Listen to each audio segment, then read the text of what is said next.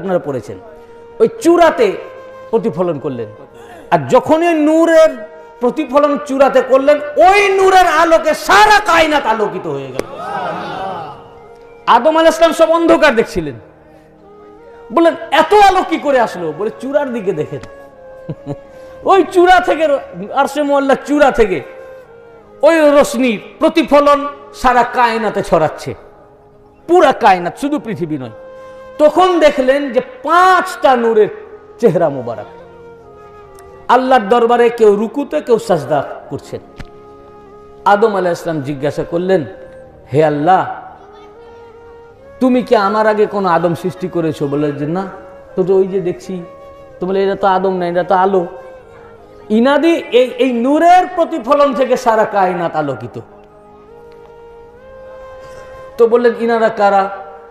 তো বললেন যে ইনাদেরকে যদি আমি সৃষ্টি না করতাম, তাহলে হে আদম তোমাকেও সৃষ্টি করতাম না।